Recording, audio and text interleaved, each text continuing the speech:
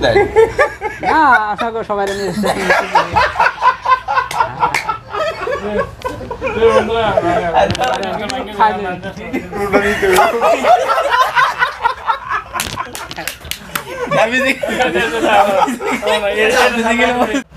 আসসালামু আলাইকুম ওয়া রাহমাতুল্লাহ। এফআই টিভি ফারুকুল আবারো চলে আসলাম আপনাদের মাঝে আরেকটি নতুন ভিডিও নিয়ে। আজকের ভিডিওটি হচ্ছে একটু মজার বিষয়।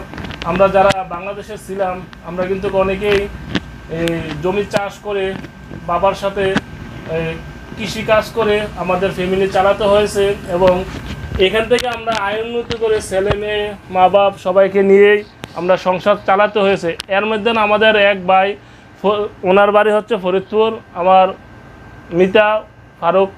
তো ওনার কাছ থেকে কিছু শুনবো, আপনারা প্রত্যেকে ভিডিওটা শেয়ার করে দেন, অন্যদেরকে দেখার সুযোগ করে দেন। ফারুক ভাই, আপনি যে দেশে ছিলেন, দেশে কৃষিকার্য করছেন, আপনাদের ফরিদপুরে কি চাষ হয়?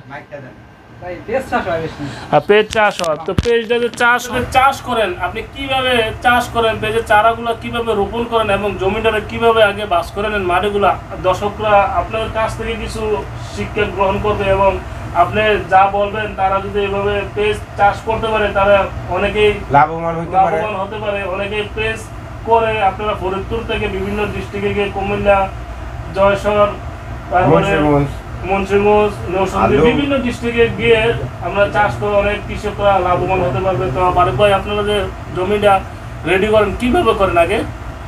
ভাই আগে চাষ দেই, তারপরে ছুঁয়ে দেই, পরে পানি দিয়া, তারপরে পরে আবার। আচ্ছা, চাষ যে করেন কি ট্রাক্টর দিয়ে করেন না গরু দিয়া? না, ট্রাক্টর দিয়ে। বড় ট্রাক্টর না ছোট ট্রাক্টর? ছোট ট্রাক্টর। তো কয়টা চাষ করা লাগে ভাই? ভাই চাষ করা লাগে 4 কান। 4 কান চাষ করা লাগে। মাটিগুলো কিন্তু একদম ছোট করতে হয় না বড়? ছোট করতে হয়। মাটিগুলো একদম ছোট ফ্রেশ করতে হবে, জমিতে কিছু আগাছা থাকতে পারবে না এবং কোনো ঘাস বা আপনারা কি বলেন ভাই? কোনো ঘাস থাকবে না, কোনো দিতে হবে। জমিটা লেভেল করে নিতে হবে। তারপরে কিভাবে রোপণ করে দর্শকদের উদ্দেশ্যে আপনি বলেন পেজগুলো কিভাবে লাগান? পেজ তারপরে ফিলিটানে লাগাই একেরা। চারাগুলো কিভাবে দেন? চারা আগে চাষ কাজ দিয়া, তারপরে দানা বুনাই দেই, তারপরে ছিটা পানি দেই, তারপরে এ করি, তারপরে দানাটা জ্বালালি পারে বড় হইলে তারপরে উঠাইয়া আবার লাগাই। প্রিয় বন্ধুরা, আগে পেঁয়াজের চারা রোপণ করতে হয়। এখানে ছিটা পানি দিয়ে পেঁয়াজ গাছগুলো যখন ওঠে একটু বড় হবে, তারপরে এখান থেকে যেমন আমরা ধান চাষ করি, আলিগুলো নিয়ে অন্য একটা জমিতে আলিগুলো লাগাতে হয়। তো পেঁয়াজ সেম পেঁয়াজ কি আলির মতন ধান ক্ষেতের মতন লাগাতে হয় নাকি ভাই? ভাই ওই রকমই, এটা শূন্য মাটি লাগে আর এটা পানি পরে দিতে হয় লাগাই টাগাইয়া। আচ্ছা, কতটুকু দূরত্ব লাগাতে হয় পেঁয়াজগুলা? ভাই 4 আঙ্গুল পর লাগাইতে হয় আর হেকরা আর আজকে সাইডে ফেলে দিতে হয়। এক হাতের মাথায় 4টা দিতে হয় পেঁয়াজ, কিন্তু দিলে অথবা পেঁয়াজের চাষটা ভালো হবে। পেঁয়াজের গোট কিরকম, সাইজ কিরকম হয়? সাইজ ভালোই হয়, গোল গোল হয়, বড় বড়। আপনি কতদিন পরে পেঁয়াজগুলো তুলতে হয়? 3 মাস পর তুলতে আস। 3 মাস পরে তুলতে হয়। তো পেঁয়াজে যখন আপনি রোপণ করেন, পেঁয়াজে আপনি চাষ করেন, চারা দেন, আপনাদের খরচা কিরকম পড়ে এবং কি এটা চাষ করার পরে উঠানোর পরে কিরকম লাভবান হন? ভাই এই বছর হয় ভালোই লাভ হয়, আবার কতক বছর লস যায়।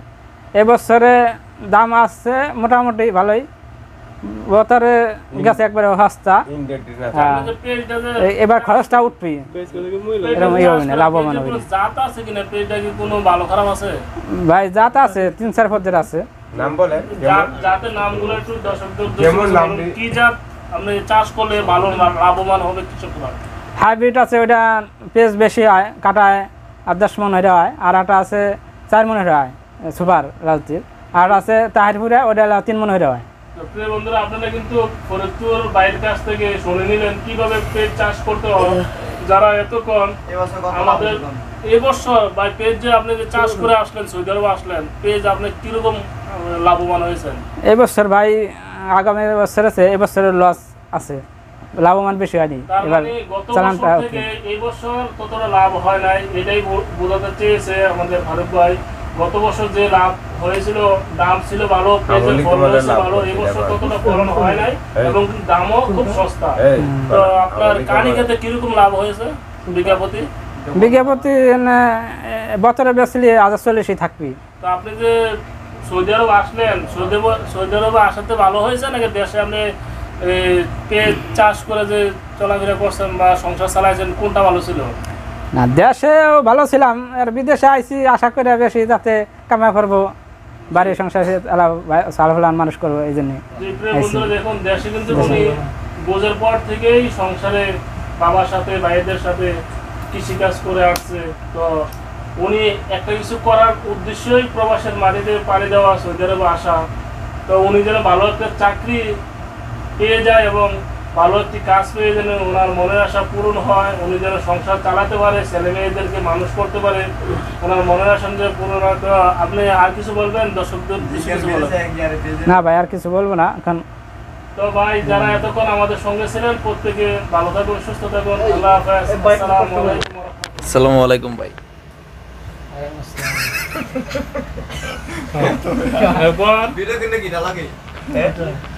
ভিডিওটা আসসালামু আলাইকুম ভাই, ভালো আছেন? আপনার দেশের বাড়ি কোন ভাই? দেশের বাড়ি হলো ফরিদপুর জেলা, সালতা থানা। ফরিদপুর জেলা, সালতা থানা। কথা বল যায় না, জোরে কর। আপনি দেশে কি করতেন ভাই? দেশে ভাই কৃষি কাজ করতাম। আচ্ছা, এখানে যেন আসছেন সৌদি আরব, আজকে কতদিন হবে?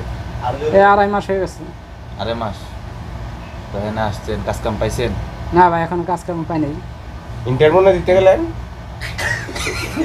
ইন্টারভিউ দিতে গেলেন আপনি? আপনি ইন্টারভিউ দিতে গেছিলেন? ইন্টারভিউ দিছেন? ইন্টারভিউ দেওয়া গেছিলাম ভাই। আচ্ছা, কি হইছে এখানে? এখানে কইছে কি কি করো? যে কোনো কাম দিলে কি করবা, নাম কইছে হ্যাঁ করবো। তারপরে কি বলছেন? না তারপরে আর কিছু পাই নাই। আপনি কিছু বলেন নাই? না আর কিছু বলিনি। আর বলবো কিভাবে যে ইন্টারভিউ নিয়ে গাড়ির মধ্যে বলে ঘুমাইতে ঘুমাইতে যাই। তো আপনার চোখ লালকা, কান গাড়ির মধ্যে ঘুমাই কত বলতে পিএসকে তো কি বাবির সাথে যেত না, আপনি একলে যেতেন? না আশা করি সবাই নিয়ে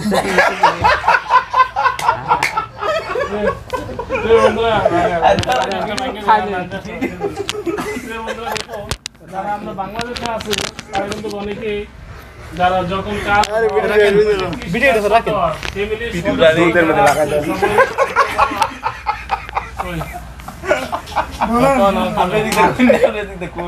ছোট বড় সবাই কিন্তু একসঙ্গে কাজ করতে হয়, সেটাই আমার নেতা বলছে। উনি ওনার পরিবারকে নিয়ে কাজ করছেন, এটা কোনো খারাপ না। পুলিশ তো সিটা ছিল, পুলিশ ও পুলিশের ধরে কি কইছিল ইন্টারভিউটা নিতে আমি দেখি